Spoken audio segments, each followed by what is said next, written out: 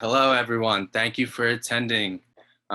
We will get you started with the panel for facilities, event operations, and game day management. All right, let's get to meet our panelists. Steve, would you like to start us off? Good afternoon, everybody. I hope everybody's doing as well and as they can in this transition in our lives, and I hope everybody's healthy and safe. My name is Steve Pizzi. I'm a 2001 graduate of the sport management program at Neumann University. It was Neumann College when I was a student there, so you can do the math and kind of figure out how old I am there.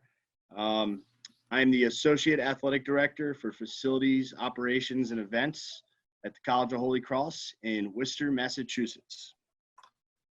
Hi, I also attended Neumann University in the Masters of Sports Management program, graduated in 2016. Currently work at the University of Delaware as a business operations assistant. Yeah, guys, thank you for joining us here. Also, thanks to the Neumann SM 460 class for putting this together. Awesome opportunity for all of us. Hope everyone's well and safe during this time. I am the Chief Operations Officer with Competitive Edge Sports and East Coast Power, which is a youth sports organization that's based out of Pennsylvania, King of Prussia, Pennsylvania. Also have presence in most states along the Northeast Corridor, Delaware, New York, New Jersey, Boston, and such. Hey guys, again, thank you for having me involved here. Really appreciate it. Really love what you guys are doing. Attendees, participants, everyone, glad to be involved. My name is Brian Wagner. I graduated from the Neumann Sports Business Masters program just this past spring of 2019. I'm currently the athletic director at Monsignor Bonner and Archbishop Prendergast. It's a Catholic high school just located a few miles from Neumann itself. Hey everybody, Jimmy Lynch here. Thank you again for being a part of this and for allowing us to be on the panel here. I am the Executive Director of Athletics for the School District of Philadelphia, so I'm the district level athletic director for Philadelphia Public Schools. And I am a 2009 graduate of the Masters in Sport Management program. So a little previous iteration before it moved to the sports business focus. But I had Dr. J as one of my professors there, so I'm happy to stay connected. Awesome. Thank you, guys. We'll have Owen start out with the first question. So our first talking point here, we're actually going to go right into budgeting for events. So I guess we'll start with, how much is actually spent when going into making events happen at each of your facilities or organizations? Like, how do you guys determine what you're spending your money on? I guess we'll go that route. I guess whoever wants to take a stab at that can go. Yeah, I'll jump in and go. From the youth side, we run a ton of events, basketball, volleyball, all sorts of events. We do a lot of planning beforehand, put a lot of budgets together of what we're doing. And, we've been doing this a good amount of time. So, we have previous budgets that we look at. A lot of our costs are, go into the facility costs and, the staff to operate the event, such as officials, referees, whatever the case may be. There's a lot of hard item costs that are associated with all events that we run. So we really do, we put together a budget for everything we do, and go through and analyze it each year, try to keep the numbers as live as possible. We also have a facility just outside of Philadelphia that we do the same. We have standard rates for what we do, and, we have a budget for what those events look like coming in. And they vary. It varies depending on what the event is. Volleyball is a lot different than basketball. It's really a clientele thing. So each event varies in our industry.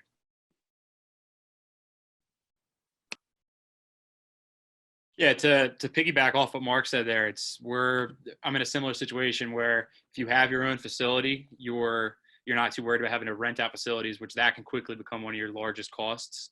So budgeting is really important to look at.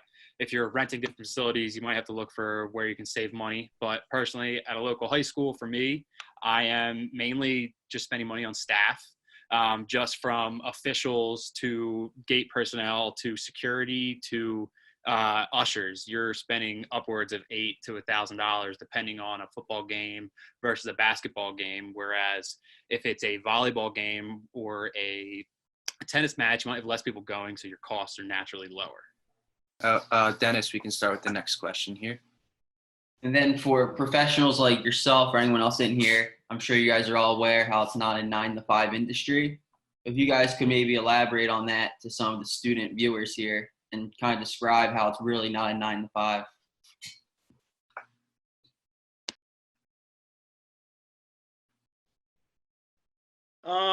I can hop into this one. I think as most of you start doing your internships and, putting time in, you kind of realize, what the industry is really all about.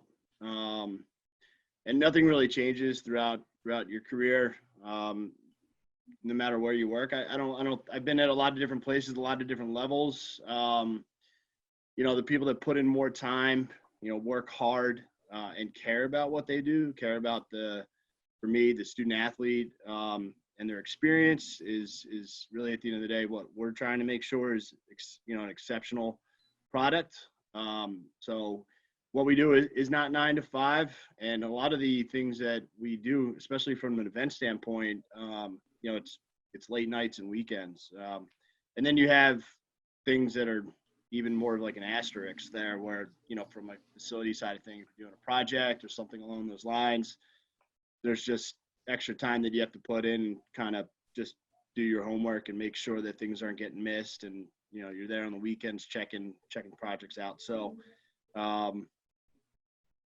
stay true to that and work hard, and it'll show with who you work with moving forward. Yeah, and I'll piggyback off of Steve there. I mean, it's you got to love what you're doing too. And Steve touched on that a little bit. You got to buy into what you're doing, and if you do, it doesn't feel like a 12, 15-hour day. Sports doesn't stop. It's always move. Well, it's stopped now, but it's always going. Things are always moving. People always have questions. So it's a lot of the times I'll take work home with me. I'll do work at home. So again, you really just have to love what you're doing and really feel passionate about it and feel like you're doing, the best that you can. And if you work hard, it will, you'll grow in it, and it'll take you places that you never imagined you could be. So. Yeah, I'll echo what Steve and Mark said as well. I think one of the biggest points, at least that I've experienced in the high school sphere, is really just obviously in interscholastic athletics, it takes place after the school day. So it's very much impossible to be a 9-to-5 job in that aspect, just because the bulk of our programming, hands-on programming won't begin until 3:00 at the earliest. Obviously during the morning and early afternoon, you're checking fields, you're making calls, you're looking at schedules, you're confirming with officials. But, even if your games do take place in the afternoon, they're usually not done and wrapped up until, later in the evening. And then obviously if you have night or weekend games, that tends to extend it longer. So, yeah, I definitely echo what my fellow panelists have said. It's, if you love what you do, it makes the day go by a lot faster. And it, oftentimes you don't realize how much work you put in because it's more of a labor of love. I'd also like to add that for events that happen on a university level or even the high school level, a lot of the work that goes on happens before and after the event. So it's important to understand that the amount of effort that you put in to actually prepare for the event, to get the venue ready, all of that stuff goes into putting on a successful event. So there's a lot that goes on before the event even begins. And then there's things that have to happen after the event in terms of changeover. If you have another event, getting people in, people out, equipment in, equipment out. Say if you have a basketball game followed up by a volleyball game. So again, like most of the panelists have said, when you love what you do, it doesn't seem like a 9-to-5, but just know that the actual event in a lot of cases, in my experience, is way easier than the preparation for the event and what goes on behind the scenes. Awesome. Thank you for that insight, because it kind of leads to our next talking point, which has to do with scheduling. A couple of you already talked about working out the schedules, 9-to-5, everything like that. So I think we have a pretty diverse panel. We have 2 high school athletics, we have 2 college athletics, we have youth athletics. I think if you guys could maybe touch on that, how it's different from high school to collegiate to youth, I think that would be very helpful for our audience. Here, so I can kind of kick us off here. So in high school athletics, you're scheduling a variety of things. You're scheduling your internal fields. So like personally, we have our teams. We have outside groups like renters that come in and use our turf, use our basketball court, use baseball fields. Then we have our own in-house practice schedule, which is built out pretty much at the beginning of each season, a little bit further out for, girls lacrosse is practicing at this time, followed by boys lacrosse, followed by a game of some sort.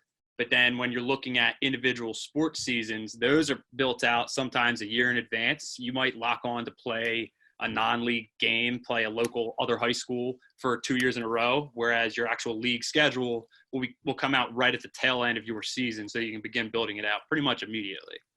So some things are scheduled out as far out as 8 to 6 months. Some things you're scheduling week of.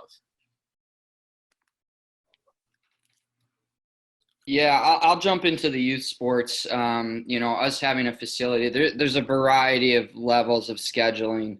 We have programming that we run in our facility that's our programming that basically rents out our facility. So a lot of that programming is locked into place season by season. And then we look at what is open outside of that and what we can schedule. We have a lot of weekend rentals, a lot of event operators rent our building for volleyball, basketball, whatever the case may be. So there's a couple varying pieces, and then we also run our own events. So we're managed with scheduling that and what that looks like. And it goes so many levels within our industry, because we're scheduling for club teams as well, and we're scheduling different facilities all over the East Coast for our teams. So there's a variety of schedules in the youth sports industry for us.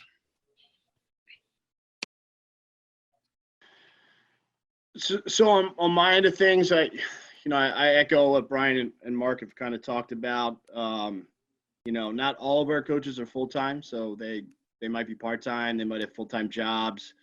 So you're trying to manage practice scheduling around, their availability for certain things. We're in a unique situation where we're part of a few different conferences as well. And that kind of creates problems for us, because usually if you're in one conference, they're kind of dictating all their conference games, and then you're backfilling the non-conference stuff. So for ice hockey, for example, our men are in one conference, our women are in another, and then most of our other sports are in the Patriot League. So when we're trying to manage all the conference games that are coming out, it's pretty complicated. From an outside perspective, our student athletes are our priority, and we can't really practice until basically like 3:30 in the afternoon. When I worked at the University of Colorado, we could have a practice at like 10 o'clock in the morning, 5 days a week, and schedule classes around that. So we don't really have the flexibility of that. So when you have 27 sports and everybody's got to practice between 3 and 8 p.m., it's really like siloed into what you kind of have to get done. So working with people is the biggest thing there. Communicating. We have weekly meetings with, the personnel that manage those teams, right, to work out the kinks, because you can give somebody a schedule for 9 months. It's going to change the day you give it, 5 minutes after you give it to them. So always doing those weekly meetings with those personnel is key for us, because they're not always talking to each other. And so we're kind of like, let's everybody have a big conversation and talk together, just keep on talking. And it's a lot of micromanaging, but it really helps solve problems at the end, because I'd rather deal with a problem and have an hour or two or a day or two to fix it, as opposed to 5 minutes. I'd like to add on to what Steve is talking about. He talked about the athletic side and the scheduling of games, but there's also the side of scheduling of the building for third-party events, concerts, camps and clinics, things of that nature. So my role in the business office is I worked hand in hand with the events and facilities department, when they decide to set a schedule. There's always cost associated with running an event. And when a contract is signed to, say, host a concert on a specific date, from the business office perspective, we need to make sure that all the account codes and purpose codes that you're going to charge the expenses to the event are accurate.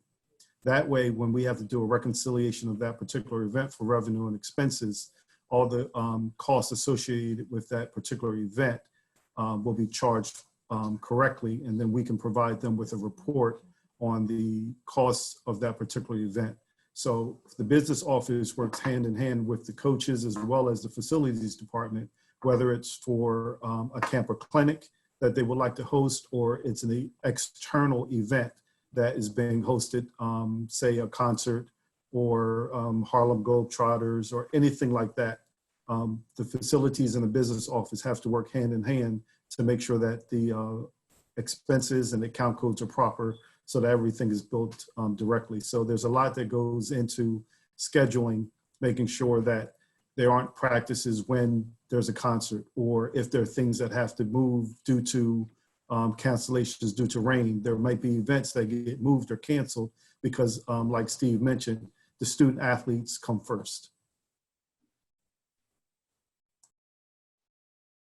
Awesome. Yeah, I'll echo Thank that you. a little bit in especially in the high school sector. And I know Brian had alluded to it earlier, but in the city of Philadelphia, a lot of the fields that we use are not our own fields. So we partner with the city department of rec a lot. And then vice versa, they'll use some of our stadiums or gymnasiums because those are some of the things that they lack. So it's a constant juggling game, especially when you have a lot of your AAU or club teams that want to get on a field and practice or play at 4:30 in the afternoon, when that should really be the prime time for scholastic athletic programs. So, it's as my colleagues have mentioned, obviously your student athletes want to take first priority, but then usually after that 6 o'clock time frame when most practices and games are done, you do want to be a good community steward, and you do want to be a good community partner in offering those for those youth organizations that may want to use it. But it's a constant juggling act, to say the least.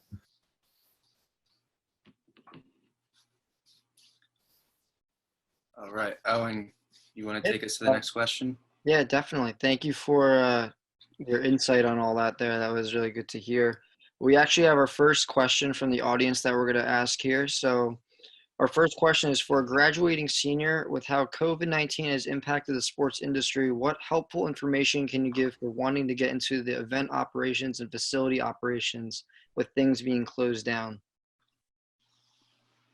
Yeah, I'll jump in here a little bit. My recommendation is stay patient. It's going to get back to normal in some point. It's going to take time. Continue to learn, continue to get on calls like this, and any opportunities you have to get an advantage on all the other people that you're competing with for potential jobs. It's a really good time to learn. And, I've taken that on my end to just taking time to reflect on what we do and, how we can get better and how I can get better and learn. My suggestion is just be patient. It's tough. It's an unpredictable time. We're all guessing on when things will begin again. We don't know. Each state's different, each county's different. So it's a waiting game. But take this time to really just learn and grow your knowledge of what you want to do. I would also add that this is a very important time to continue to build relationships. Just because events aren't happening doesn't mean that you can't still try and build relationships with people in the industry. Continue to network, continue to learn, as Mark mentioned, and then be ready for when things do open back up and events start happening, to make yourself available and be dependable. I can't tell you how important that is in this industry, that when there are events that do start to happen, become someone that particular organization depends on. Someone that they know, if you sign up for a shift to work an event or a game, that you're going to show up, that you're going to be there, and that you're going to do a good job. That's going to be extremely important as we move forward once events start happening again. We had another question come in. This is for all of you guys to kind of answer. What are some things you enjoy about your work? On the flip side, what are some challenges that you face? I'll take a stab at this one first. And especially when anytime you're working in sports, it's just enjoyable because it's a service-oriented industry. So whether you're serving your students and your student athletes, whether you're serving fans, whether you're serving youth club organizations, it's enjoyable just to kind of see kids playing and enjoying and have fun. Obviously, that's at the heart of what we do. Some of the things that are the least favorable in our profession, I'm sure I can allude to a lot of people, is just really when you get into difficult situations that you kind of have to be creative in how you do it. Obviously, in youth sports, I know parents are a constant headache to deal with. Sometimes in high school sports, it's your coaches. College sports, it could be coaches. But anytime that a scandal may hit or a situation may hit that kind of puts a bad light on athletics, you always want to kind of make sure that you are focusing on what is the best for the people involved and making sure that you're consistent across the board. But obviously our current situation, I know we'll get into questions on this in a little bit about sports being shut down. That's always difficult for everybody involved, from whether it's arena workers in a professional industry to youth sports programs. So I'm sure we'll get into that in a little bit, but the fact that we're a service oriented industry and it's all about the kids, the stakeholders, the fans. It's really what is the most enjoyable in my opinion. Yeah, as Jimmy said, I mean, we're a part of one of the more fun sides of school or life in general. We're involved in athletics. We're at some of the great moments for a school. We're there for practices. We're there for a lot of just you're involved in something most people enjoy. And if there's kids involved in it, maybe it's something that drives them to do something in school, or overall, it's just a happy environment. And if you change something or if you implement something, you often get to see that right away. If you host an event or set up an event that runs really smoothly, everyone had an enjoyable time, ideally your team wins. It's something fun to be a part of. But on the flip side of that, you have to deal with you have to make some tough calls. You might have to discipline a student. You might have to make a coaching change. You might have to make some difficult decisions that they're not the fun thing to do, but they might be the right thing to do for a student, a school, or a program. And you're entrusted with that decision. Yeah, to piggyback off of Brian's answer there. I mean, the reward for me, is just seeing the outcome. You put all this work into an event, or what you do, and just seeing it all, the outcome and the impact on the athletes involved. And sports have shaped a lot of people's lives, and you never know all these little things and what impact they really have on people's future, and how that makes them look at sports and their future and what they're doing and all that stuff. Sports has impacted my future, and I'm sure with all these panelists it has too. So just the impact you're having on everyone that's involved in what you're operating, whether it's facility, event, whatever the case may be.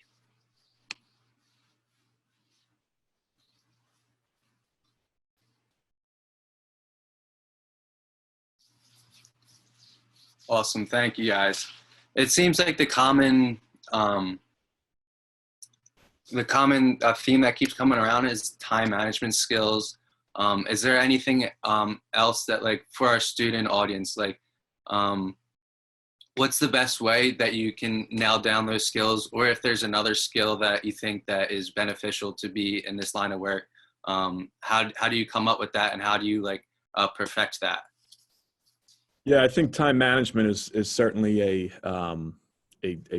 probably in the priorities of an athletic director. It's probably up there, at one or two.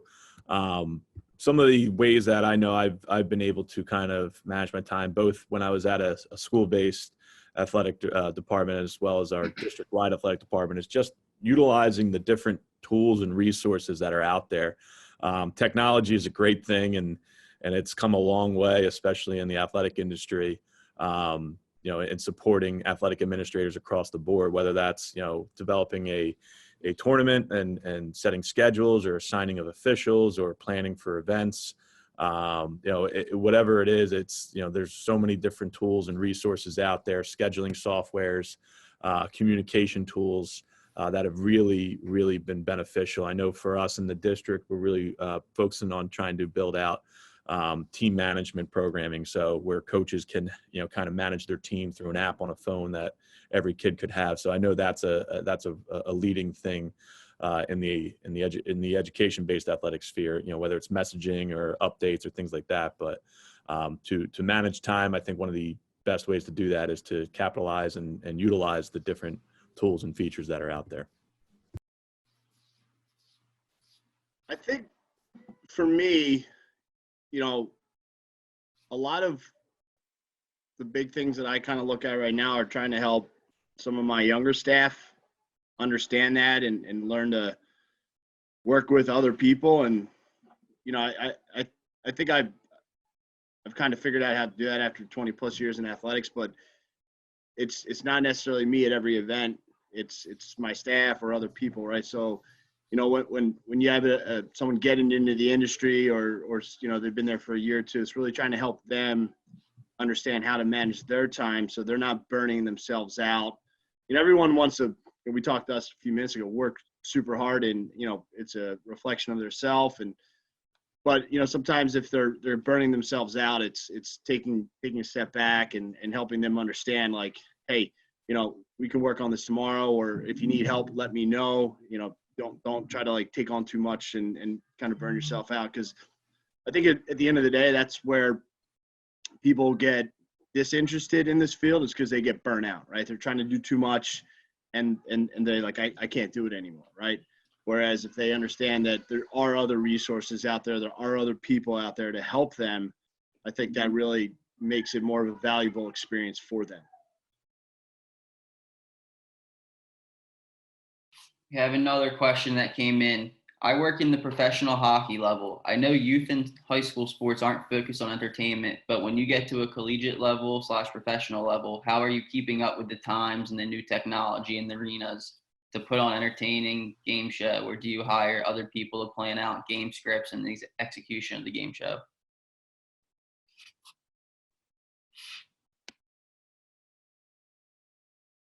From a super high level, I used to be at the Pac-12, and that was big time event operations for us there. From a perspective of planning out those events, that's really more from a game script. That's more on the marketing and promotion side of things. But when it comes down to timelines, which I think are essential, right? To the minute, to the second of knowing exactly what's supposed to happen, who's supposed to be where. For a football game, for example, 55,000 people coming into my stadium, we would have a pregame meeting 3 or 4 days in advance. We'd have everybody in there. We'd go over that timeline. We'd make sure everybody's on the same page, give them the ability to answer or ask any questions that they had. And then what we would do is we would set up a command center. And then inside that command center would be an active group of personnel that would be able to help answer those questions that came up if people had any questions. So from that perspective, I think that's an important thing, that timeline on your end of things. For me, I call it a data sheet. A lot of people have different ways of communicating that, but trying to make those as accessible as they can, right? We built an app when I was at Colorado. That way people could have that app and make sure that it was on their phone, the different platforms, iOS, but just sharing that information is the most important thing. I'll piggyback off of. Go ahead, Mark. I'll piggyback off what Steve is saying. When it comes to events, that definitely falls on our marketing department. However, like I mentioned earlier, there's so much that goes on before an event. And these are some of the activities that will go on before the event, is working with your marketing team to find out who they're bringing in. So if there's a football game and that particular game, they're honoring a former player or they're giving some awards, all of those things are conversations that are had behind the scenes that go into the planning of the event. Also, if you're having an event that, say, has a kids zone or sports activity zone, you know, there's contracts that have to be signed that go through the business office for insurance purposes, making sure that if you have face painters or you're bringing in pony to do pony rides or rock climbing walls, all of these things go on behind the scenes. Contracts come through the business office. We collect their insurance. We know that they're going to be on campus. In some instances, if there's going to be one-on-one activity, then there may be criminal background checks that have to take place. Again, all these things go on behind the scenes. But like Steve said, they're built into the planning of the event. So going back to a little bit of what we said earlier, what makes this not a 9 to 5 is, Steve mentioned 3-4 days before the event, you already are running through what that event's going to look like, who's going to be on campus, what time things are going to take place, what activities are going to happen. And then in the pregame meeting, again, whether you're meeting with the referees or someone else, you're letting them know we're going to bump up the, so if it's a basketball game, we're going to cut the clock short because before the game, we're going to be honoring someone who just scored 1,000 points. All of those things like that are handled ahead of time. That's part of your entertainment. And then if you're going to have halftime entertainment, those things too, you let the referees know if it's going to run long, if it's going to run short, what the activities are going to be at halftime, who you're honoring, or if you're bringing in different events to take place, making sure that they're on schedule and they know what's going to take to happen and at what time. But a lot of the scheduling of those types of activities are done by the marketing department at the collegiate level, in conjunction with the facilities team, who will then build it into the timeline of that event. Yeah, and I'll jump in quick. And I know, you know, the entertainment piece in terms of youth sports isn't like it is in, you know, the college level, but it's moving its way to that. You know, we run a lot of events and, you know, there's a difference in our minds from a tournament to an event. You know, so what we're trying to do with a lot of our stuff is how are we different and what are we doing to make things different? You know, and working with the local CBBs and all that stuff of where we run events to add opportunities to have a nightlife after a tournament for teams and, you know, maybe bring vendors on site. So we are providing the entertainment aspect as well, because we're trying to make an event and an impression of where people want to go and they want to come back because they had a good experience. So it's not just the tournament, it's not just the sports side. We're bringing in the event aspect to add value to what we're doing. So it is working through the youth sports industry as well. There's a lot of people doing events. So it's, you know, we look at it as what makes us different and how can we add value to make us different.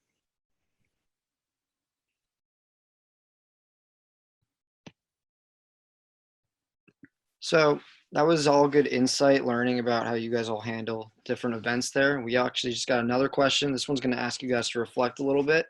So this question from the audience is, given your experience, what is one thing you wish you did a bit more of to prepare for your career currently? Essentially, if you can go back in time and choose something to do one thing differently, what would it be?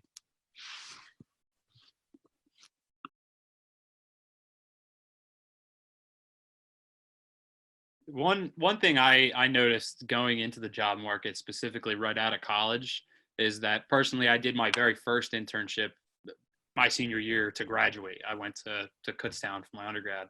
I noticed Neumann does a really good job at promoting students to do internship early. And that's one of the biggest recommendations I can make, is to get involved in something. And it doesn't necessarily have to be an internship. It could be a part-time job that gives you experience working an event. You could be an usher. You could be, there's a handful of jobs that are an hourly wage position that you might only get 5 to 10 hours a week. But if you're spending three hours a day working an event, you're gaining something from it. Whereas if you're doing another, like a construction job in the summer, you're making great money, but that might not be preparing you for a world in sports.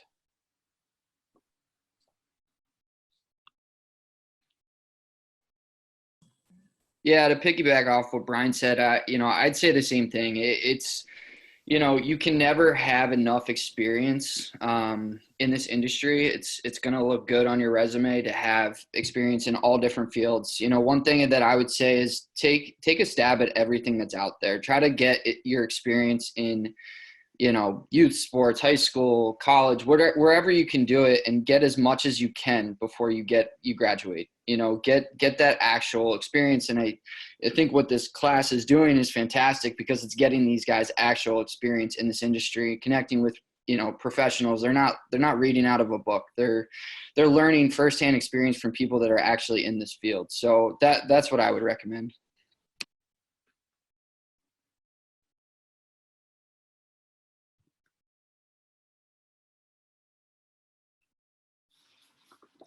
Awesome. Thank you guys for that. We'll move on to our next question. It's a good one. Athletic operations success is actually invisible when done well. As such, people in our roles often have to lobby for why we're so important. What key performance indicators do you use to translate success to your supervisors and institutions? Don't screw up. Thanks, Sarah. That's a good question. I think a lot of what we do is,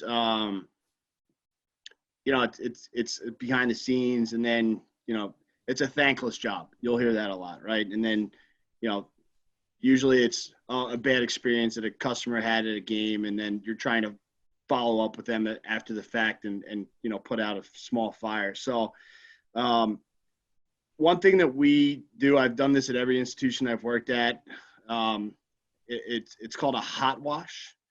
You basically kind of get all your staff together real quick at the end of an event. And that way, before they forget about something, you can get them to talk, right? You can write things down, and then you fill out a post-game event report. That way, if you got a big event going on, you got an aisle usher dealing with 40 different things, they might forget to report something that might not have been like a major problem, but you definitely want to follow up on it. So that's what that hot wash is to grab that information from your employees, right? So that's a measurable. And then the post-game event report where you can kind of document everything. That way you have a hard document to go back to if somebody calls you up in a month and says, hey, I fell down those stairs and now I'm suing you, right? Well, why'd you fall down the stairs? Well, the handrail was broken. Well, no, we fixed that handrail 3 months ago. Sorry. So I think that's a good measurable to kind of work on, and it helps you also document your events and keep track of what happened, because your people, you can't be everywhere at once. So your staff's really the key to help you get all that reported and documented well. Yeah, I think you're going to see this differently from either one of our sectors, whether it's high school, college, or kind of youth sports professional realm. For high school, I mean, it's athletics, and Brian will agree, athletics are usually the first item on the chopping block when you have budget cuts. So for high school, it's really important to show the impact that scholastic athletics can have on student outcomes. So, the ABCs, your attendance, your behavior, and your credits. If you can show that it benefits those, then it becomes, kind of an important aspect of the extracurricular program. The other thing I would mention is athletics, whether it's at high school or college.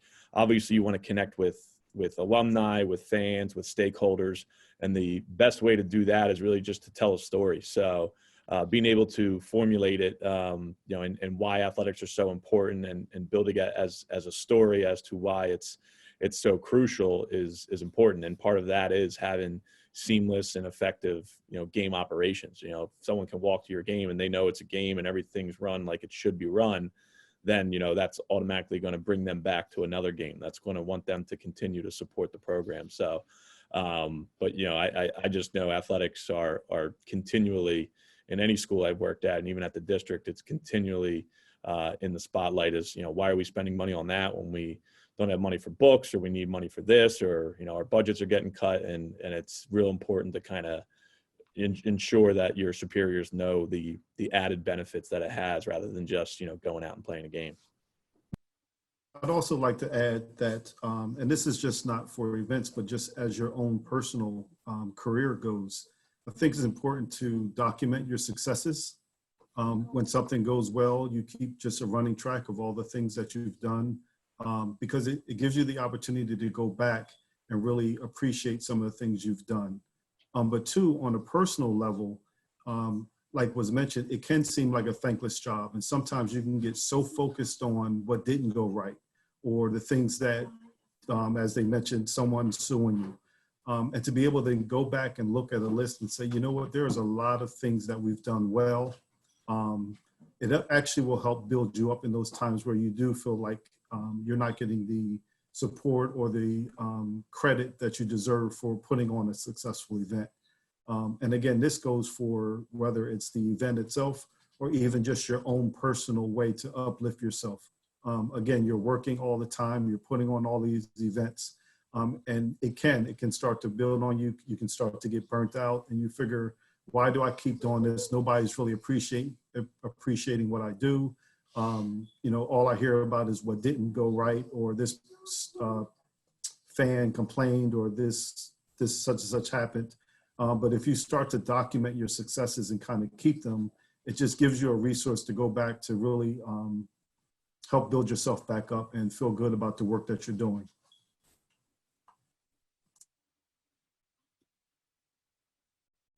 Thank you. Those are some really good points.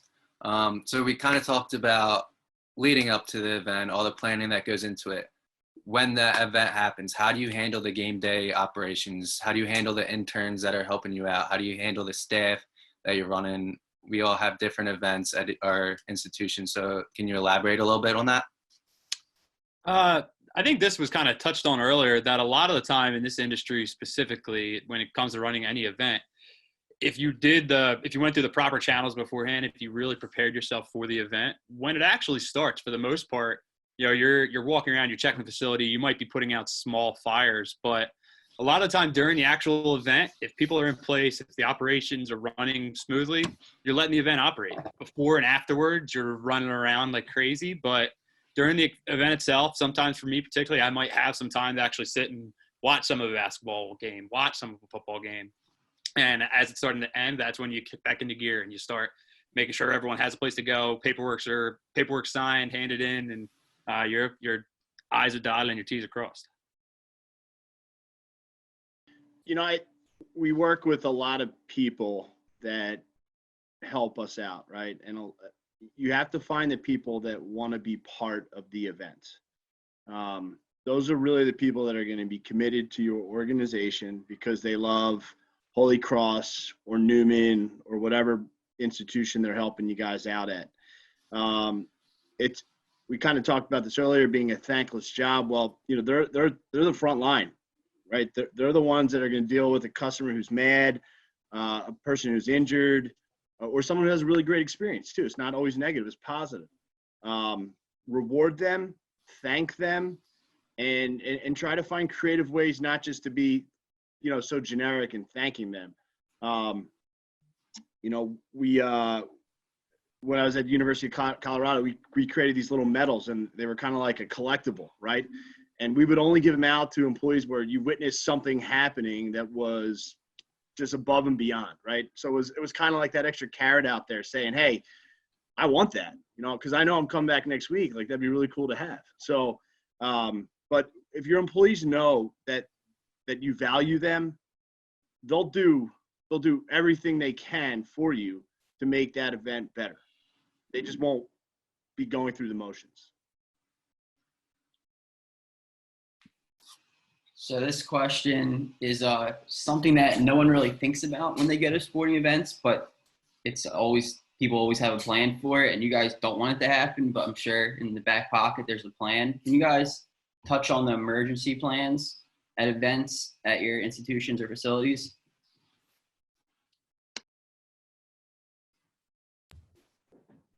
Yeah, emergency action planning is critical. I mean, I'm sure our collegiate counterparts and even Mark Campion with some of the programs he puts on, it's more in depth. But from a high school sphere, it's really it's really complex in the city when we use so many different facilities. For instance, a bunch of our schools don't even have gymnasiums on site. They don't have fields on site. So being able to develop an emergency action plan for each athletic department will have to outline kind of where we would expect any of our games or practices or events to take place.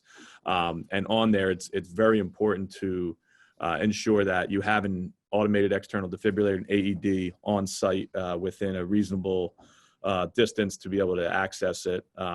It's important to ensure that your coaches and your other essential staff are trained in how to use it and how to do CPR and render first aid.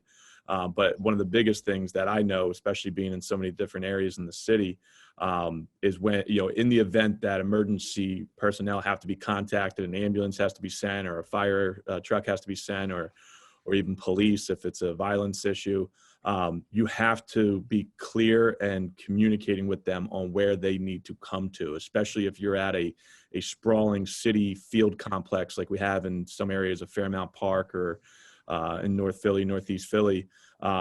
You may say, yeah, I'm on the soccer field, and they show up and there's 10 soccer fields. And, it's trying to eliminate any of those issues that may arise where it may delay them getting to where they need to render aid, because obviously every second counts if someone's down in a heart attack or if someone's bleeding or if there's, another thing that takes place. So being very clear and concise and detailed in your emergency action plan is really important. And then I think Steve alluded to it earlier, when you have meetings going up to a large event that you might have, that's got to be part of that meeting. So, all right, our emergency action plan is updated and we have everything in line. And in the event that we do have an emergency, here is how we're going to act it. So. Yeah, from the youth side, knock on wood, obviously we don't want a lot of, issues to occur, but we do have plans in place. A big thing with us is incident forms. We document everything that goes on.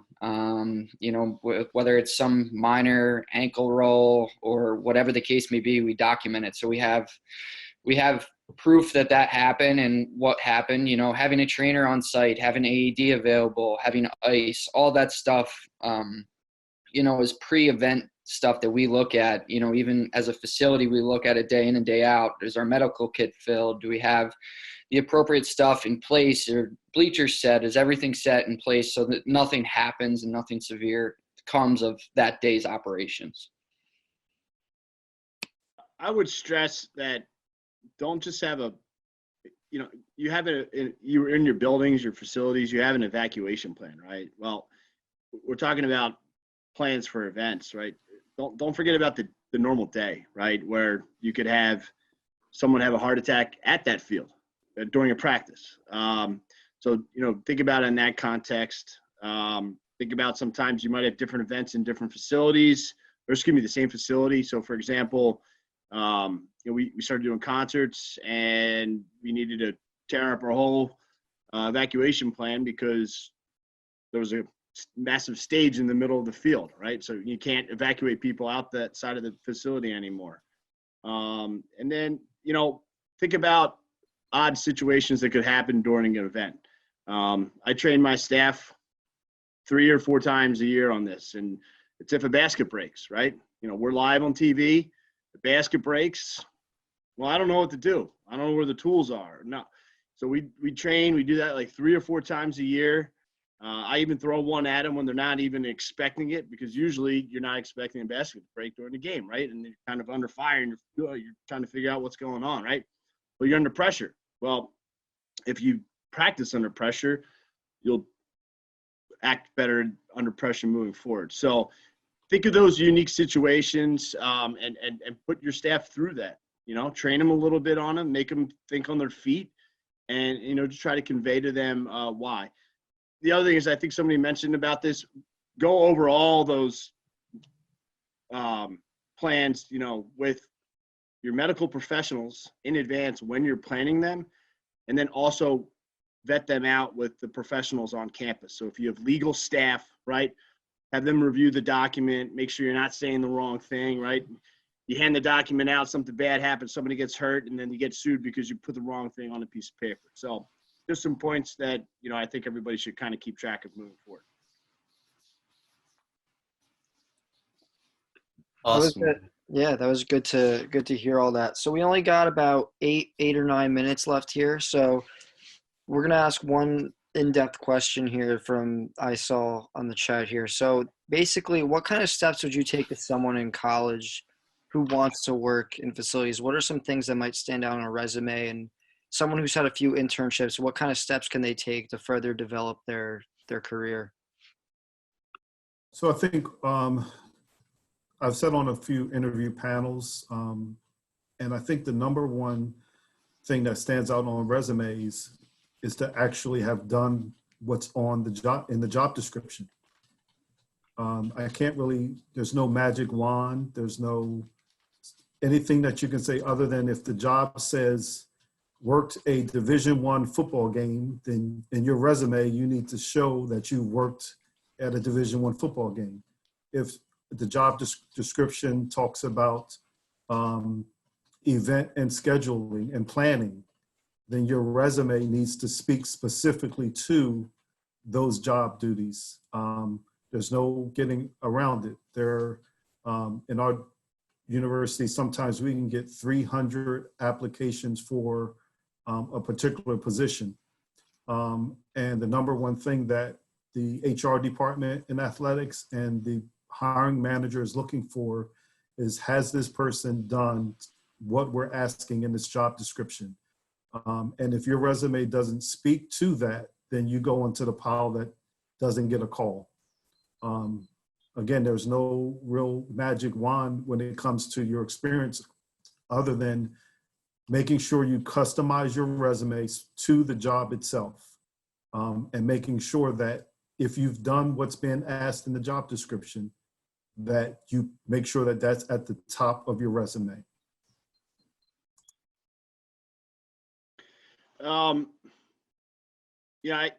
These internships are invaluable. I'm going to use an example of a young man.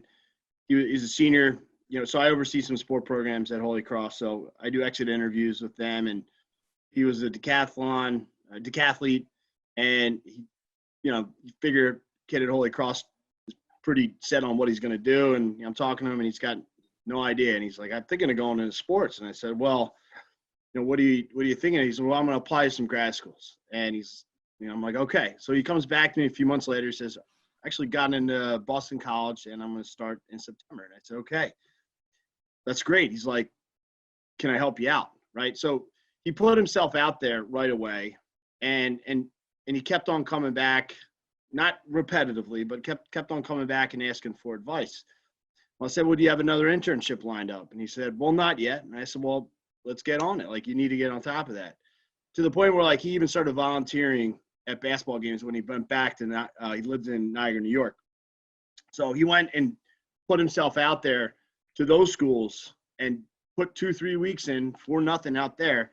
But that's another little blurb on his resume that he can add. So, if you're going to dedicate yourself to this profession, and it's a dedication, it's hard work. And that's what employers want to see. When I'm hiring somebody, I want to feel confident that, they're going to be there at 11:30 at night, walking or working just as hard next to me, so we can get the job done. And I think that's the biggest thing, besides your resume, is your work ethic. Like, what are you really doing? How hard are you really putting the work in? And putting yourself out there. Make yourself vulnerable. I'll also add to that. I work in the business office currently, but I've worked as an usher. I've worked as a ticket taker. I've worked on field, support help for conference championships. I worked in the compliance office as an intern. So like Steve was saying, you just have to really put yourself out there and get as much experience as possible in the sports industry, so that when that job does come and you can look at that job description, you can speak specifically to what you've accomplished and the things that you've done. But the other thing that does is it helps you build a network. So if you, Steve mentioned that the young man that he was talking about not only helped at Holy Cross, but when he was at home, he worked at different universities. Some of these experiences that I've had were not just at Delaware. So you start to build a network of people at other universities who also get to know you. And this is a very small industry, even though it's large, that if you're volunteering at one university and they know that a particular friend at another university is looking for someone, it's very easy for them to make a call to put in a good word for you because you're putting in time, you're being dependable. You know, that person knows that you're going to be with them at 11:30 at night when everybody left. And so they feel good about it. They may not have a position where you currently are, but they may know of someone who has a position, and all those things matter.